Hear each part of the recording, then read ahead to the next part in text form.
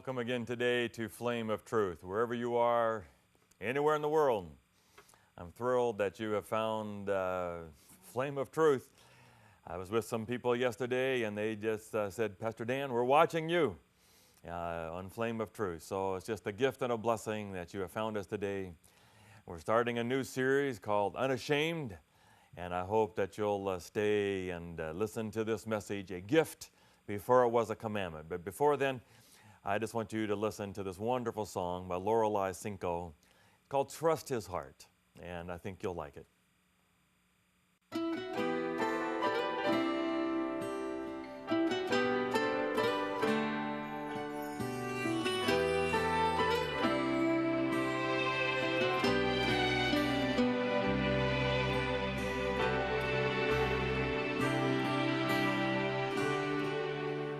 All things work for our good, though sometimes we don't see how they could. Struggles that break our hearts into sometimes blind us to the truth. Our Father knows what's best for us. His ways are not our own. So when your pathway grows dim and you just don't see Him, remember you're never alone.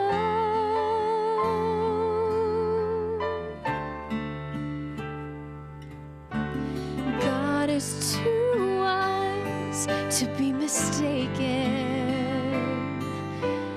God is too good to be unkind.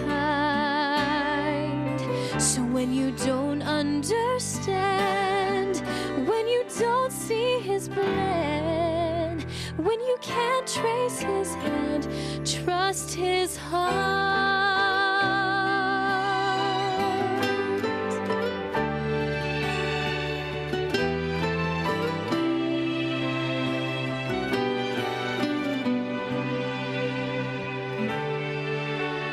He sees the master plan, and He holds our future in His hands.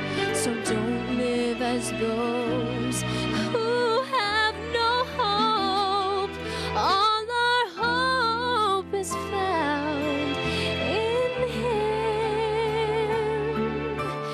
We see the present clearly, but He sees the first and the last. And like a tapestry, He's weaving you and me to someday be just like Him.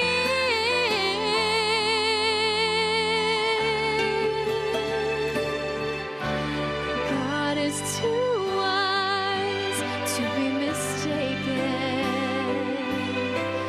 God is too good to be unkind. So when you don't understand, when you don't see His plan, when you can't trace His hand, trust His heart. He alone is faithful and true. He alone knows what is best for you.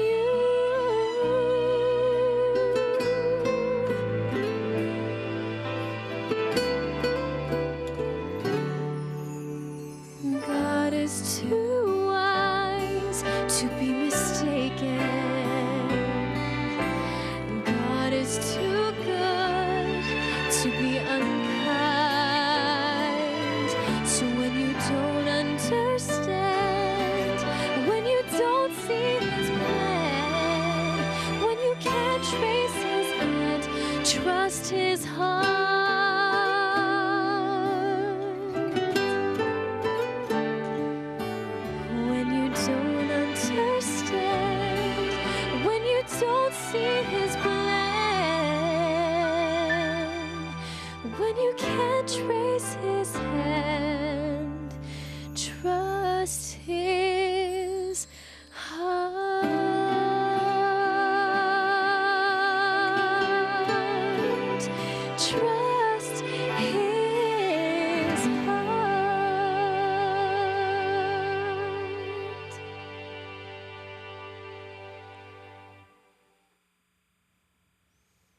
Thank you, Lorelei. What a gift.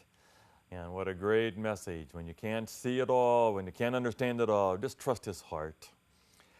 Well, we're looking at a new series called Unashamed. How do you have a message that you're proud of? I'm going to look today at something that I don't know if it's in your background or not. If you come from my religious tradition, which is being a Seventh-day Adventist, I think you'll resonate with this. If you're not, hopefully you can figure it out from your own religious background, how we relate to this. It's the whole idea of what we call a Sabbath, a day to be with God. Do we really want to drop everything else you want to do? Going to the golf course or going shopping or working or 1,000 other things you'd want to do, and just to be with God for a Sabbath. Whatever day it is, we can discuss that some more also. There's an old joke that says a lady was in jail, in court, I think. She was brought from jail into court. She's standing in front of the judge, and the police officer stands up and says, "We caught her stealing a can of peaches from a grocery market." Yes.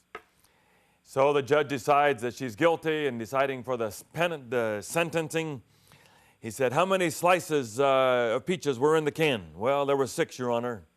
"Okay, I've condemn her to court, to jail, 1 day for every slice. 6 days in jail." The back of a court, some man stands up and he says, "Your Honor, I'm her husband. I saw her steal a can of peas too." Figuring if it's going to be a day for each piece, all right, he'll have her gone for a lot of days. He did not want to have any more days with her than he had to have. And how many people, that is a relationship with God. They really don't want to have to be with God. Too close, too many days. Someone gave me the movie Groundhog Day with Bill Murray, where he's stuck in this little town. Every day is Groundhog Day, over and over again, in a loop. How would you feel if that day was the Sabbath? You could only do God-oriented things that day and be with God. Would that be good news or bad? Psalm 84 verse 10 says that a day with you, David says, a day with you in the courts of heaven is better than 1,000 days anywhere else. Well, if the Sabbath is a day to be with God, then would we say the same, that one Sabbath is better than 1,000 other days where you can go do what you want to do of your own pleasure? Interesting. Well, let's have you think about that today. And here's my question for people of my tradition and of others. If the Sabbath was not one of the 10 commandments, remember the Sabbath day to keep it holy. If it was only an option, if you were to somehow found out we made a mistake, it's just not one of the commandments. They find the Ark of the Covenant and there's no Sabbath in the 10 commandments. Just a mistake. Or somehow we were to find out that all those who have said we're free from the law, the Sabbath was given to Jews from Mount Sinai until Jesus, but no more. The Sabbath was a day of rest to help us symbolize resting in Christ. But now that Christ has come, we don't need that symbol anymore. We have come to Christ as our rest. And you're free from the Sabbath. Would you still keep the Sabbath? Just because it's an incredible gift to have a day to be with God. Or would you say, "Oh, finally, I don't have to keep this commandment anymore." Is it so special? Do you keep the Sabbath because it is a commandment and you're afraid to break the commandments and be lost? Or do you keep it because it's an incredible gift to be with this incredible God? I grew up in Thailand in the mission field. My parents were missionaries. And they sent me down to Singapore where we had a high school. We called it Far Eastern Academy. It's closed now. And I went down there at 14 years old, and it was hot. We were right on the equator. We would go out to the church on Sabbath. We would ride this non-air-conditioned bus down to church, come back. Then we would go out in the afternoons and do witnessing in these high-rise apartments they had in Singapore. Hot, sweaty, sweltering. Then we would come back to our dorm rooms that have no air conditioning and just sit there and swelter, watching the clock until it would finally tick down to 6 o'clock. We were on the equator, so sundown was 6 o'clock almost every day. The moment 6 o'clock hit and the sun went down, the dorm would come alive. You could call it Saturday Night Fever, like the movie.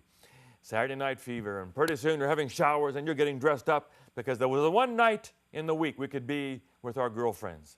I know, just 14, 15, 16, but we could sit with them. You could do the grand marches we used to do, or you could go down to, it would be a movie in the chapel, or games down on the tennis court. But it was a fun night. Sometimes we would go downtown Singapore and go out to eat. Saturday Night Fever. Which would you rather? The Sabbath with God or the Saturday night, a time for fun? Which would you really rather be?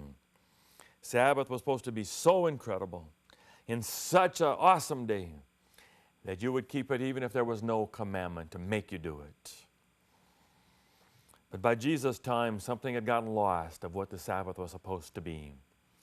The Jews were so afraid that they had been sent into Babylonian captivity because of breaking the commandments. They wanted to put a hedge around the law. It was called the halakha, where they would say, okay, no cooking and no fires and no work. And they had these laws. And then they made another set of laws to be absolutely sure that you would keep the hedge around the Sabbath. Another hedge, the Mishnah, all these rabbinic regulations. Some have counted over 600 regulations to be sure that they would never break the Sabbath and never be put into captivity again. And here's where we have all these, what seems a little extreme. You couldn't wear a handkerchief because that would be bearing a burden and be working. You couldn't spit on the grass. That would be irrigating the grass. You couldn't light a fire on the Sabbath. Or you would have to hope that a Gentile would come. You couldn't light a lamp. You would hope a Gentile, one of your neighbors, would come by and see that you needed a light, and they would light a light for you. You couldn't cook on the Sabbath. But if you forgot a pot that was already cooking and it kept cooking after the sundown, that was okay. There was so much abuse of that, they had to change the rule. Sabbath day's journey, you could only go 2/3 of a mile, 2,000 cubits.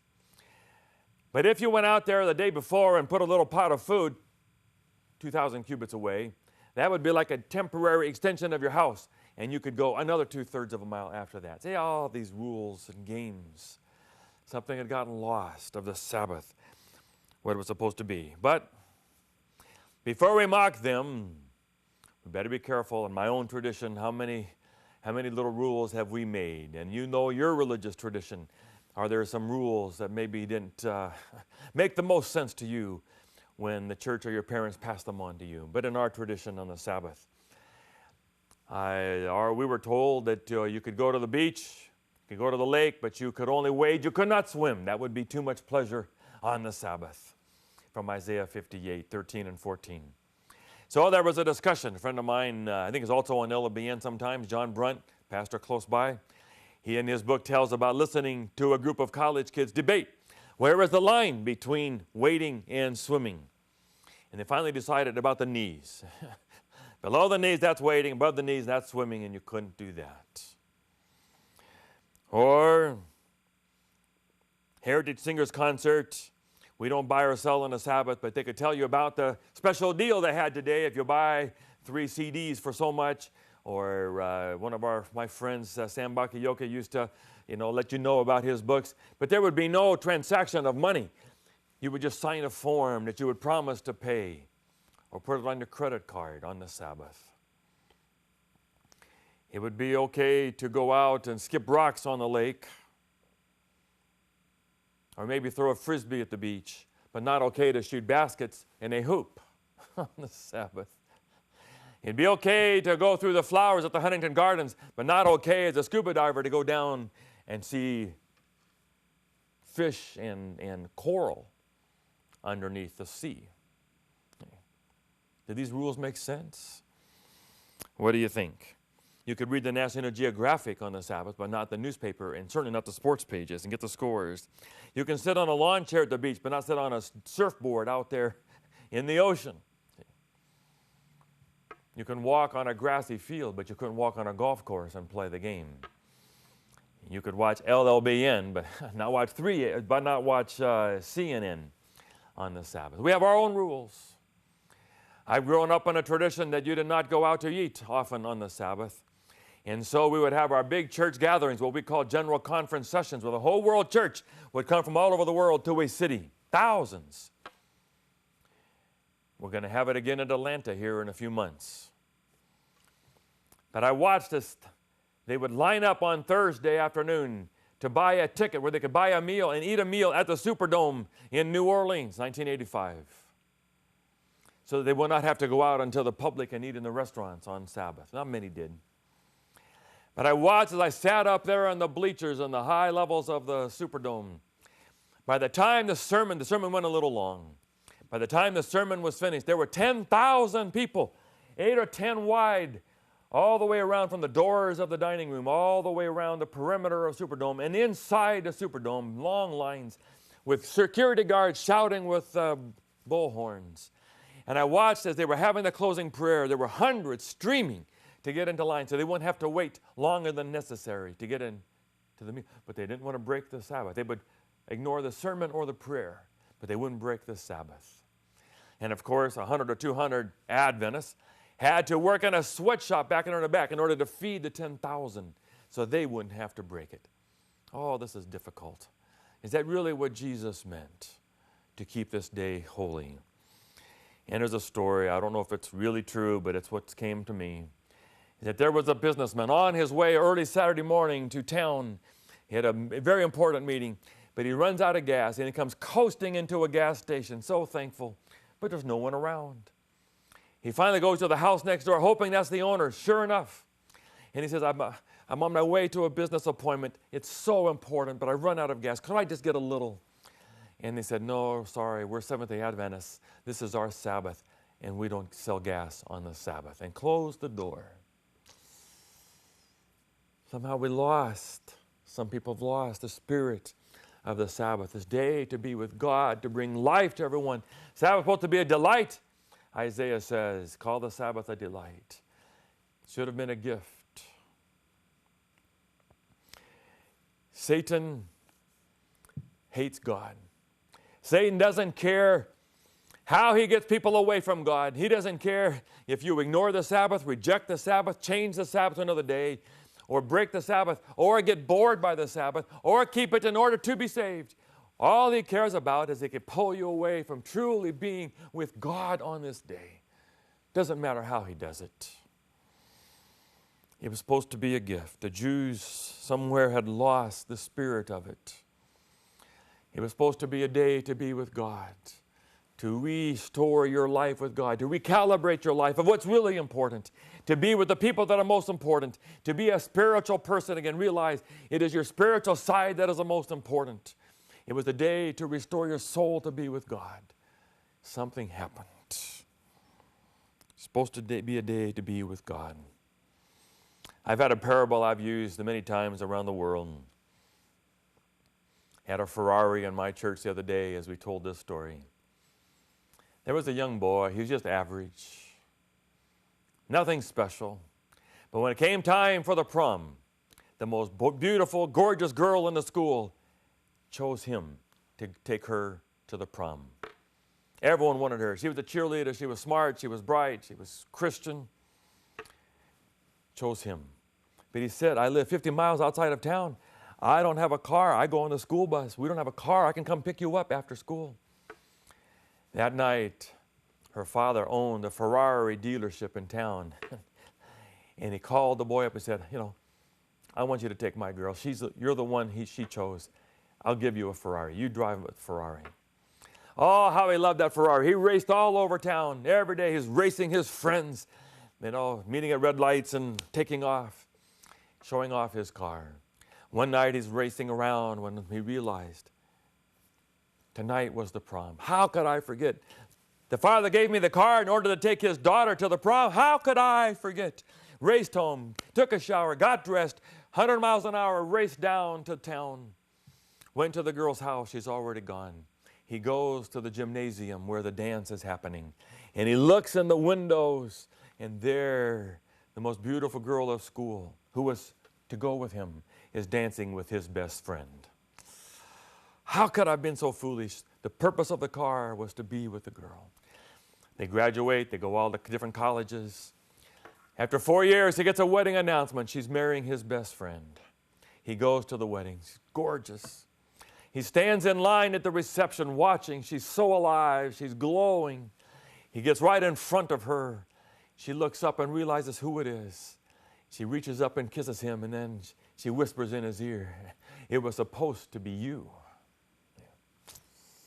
Made a mistake. Yes, the car was fun all by itself, but the purpose of the car was to be with her. The Sabbath can be a day where you just have fun. It's a day to have a break, a day to go sports or go shopping or do things you didn't have time to do. Yes, but the purpose God gave it to us was the day to be with us. That was in the heart of God. Which means that here in our passage in Mark chapter 2, where it says the Sabbath was made for man, the Sabbath was supposed to be a gift to be with us. It's supposed to be a gift. Here they were. These disciples are walking through a field. They're picking the grain. And Sabbath police are there accusing them. You're breaking the rules. You're doing work. You're harvesting the grain and you're eating it on the Sabbath. Missed the point. Jesus says the Son of Man is Lord of the Sabbath. The purpose of the Sabbath was to be with God. They are with Jesus. They are with Him themselves. How can you be breaking the Sabbath when you're with Jesus, who is the purpose of the Sabbath? By definition, it doesn't matter what else you are doing. If you are with God on the Sabbath, you are keeping the Sabbath. That was the purpose. Heartbreaking to God that God has to make a commandment out of the Sabbath. Heartbreaking. Why should you have to make a commandment out of a day to be with God? As I tape this, we're going to go on a cruise. My last church gave us this wonderful gift. We're going to go. First time, we're going to go on a cruise for spring break. Our kids are off. One of my younger sons didn't want to go. Wanted to make sure, he wouldn't have his friends along, what would he do, and so on. And after I persuaded him, I did the best I could. The travel agent said, even if the boat never moves an inch from the shore, you'll have a great week on. That's just how much fun these boats are. I finally had to make a commandment. You're going on the cruise. Too bad to have to make a commandment out of a cruise. And too bad God is to make a commandment out of the Sabbath. But that's what He said. It was made for man, a day to be with God. But of course, the Jews, the Sabbath, they didn't get it because Jesus didn't fit their picture of God. God is not like this, could not be that. And so we have this. The Sabbath is a window on your picture of God. If you're bored with the Sabbath, probably bored with God. If you keep the Sabbath in order to keep the law so you won't be lost, then you're probably a legalist. But if you keep the Sabbath as an incredible gift that you would keep even if there was no commandment, it was just that good of a day to be with God, then you see salvation as a gift. I had a friend of mine back in Chicago, married an Adventist in my church. And he said to me, why can't you folks be like all the other churches? Just 1 hour. You go to church, you're done, and you can go do what you want. Turns out he had a hydroplane. He was a boat racer, and he raced his boat on the weekends. And I said, if you'd rather race your boat on the Sabbath, then go ahead. The Sabbath is a gift for people who have been hungry to be with God. Their picture of God is such a God, is a kind of God they want to be with. And they've been waiting to be with Him for a whole 24 hours. The Sabbath is a gift. And it was a gift for thousands of years before it was a commandment. You think of these movies.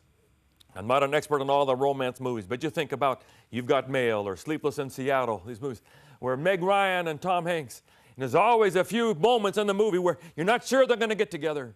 There's a point in You've Got Mail, I think. Meg Ryan's sitting there at a table. She's fallen in love with Tom Hanks through email. She's sitting there with a book as a signal that she's the one. And he doesn't go in. He stands her up. And you want to say, come on, it's Meg Ryan, go. How can you do that? Robert Redford and Meryl Streep and Out of Africa. There comes a point where he wants her to go with him and fly. Go. She wants him to stay. Why do you always have to be leaving? And he leaves. And I wanted to shout at him, how can you go? It's Meryl Streep. Or I wanted to say to her, go, it's Robert Redford, go. And that's what God is. God sits there on the Sabbath, every Sabbath. He invites us all to come. He invites every being in the universe to come and be with Him. And He can be with each person as if they were the only one in the world. That's what it means to be omnipresent.